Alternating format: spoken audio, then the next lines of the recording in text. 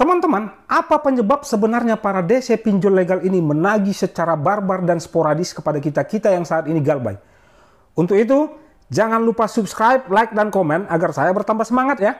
Dan teman-teman juga dapat bergabung pada grup Telegram kita yang link invite-nya ada di deskripsi untuk saling sharing-sharing kita di grup. Saksikan terus.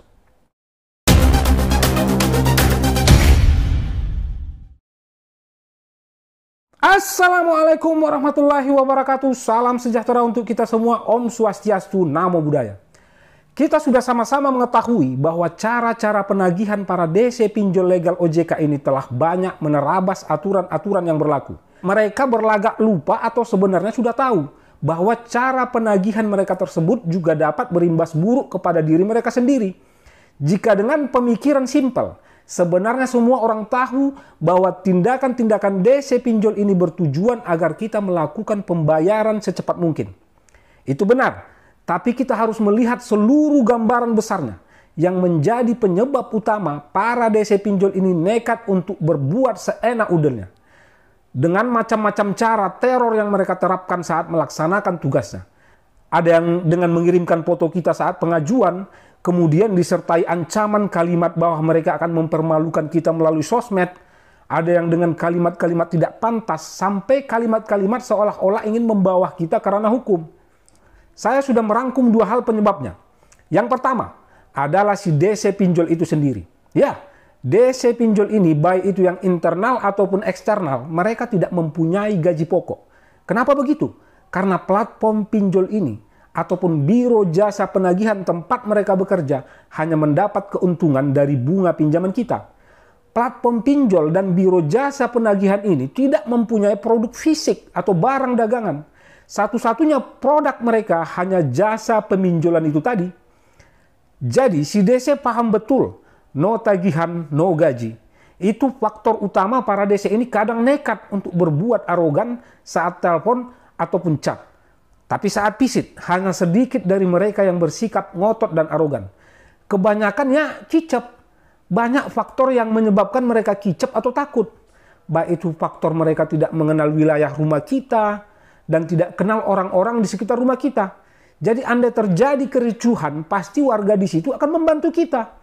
Setidaknya berpihak kepada kita. Hal ini juga yang menjadi mindset kebanyakan DC saat mengunjungi rumah ataupun tempat pekerjaan kita. Jadi, jangan kebanyakan nonton video-video tentang penagihan DC yang arogan ya. Karena hanya akan menambah ketakutan teman-teman semua. Hadapi dan lalui saja dulu. Sedangkan faktor penyebab penagihan pinjol ini sangat mencekam bagi sebagian orang. Catat ya teman-teman, hanya bagi sebagian orang saja. Saya yakin teman-teman di Do Not Be Scared sudah bisa santai di situasi galbay. Nah, penyebab penagihan ini begitu mencekam, ya karena si platform pinjol itu sendiri. Para pinjol-pinjol dan investor-investor yang berada di belakang mereka sadar bahwa bisnis peminjolan yang mereka lakukan ini adalah bisnis dengan resiko tinggi. Tapi ingat baik-baik dan tanamkan di pikiran teman-teman semua. Resiko tinggi di sini bukan di pihak kita yang sedang galbay, tapi di pihak para pinjol-pinjol itu sendiri. Kenapa? Ya karena mereka berpotensi mengalami kerugian besar. Potensi ditinggal investor.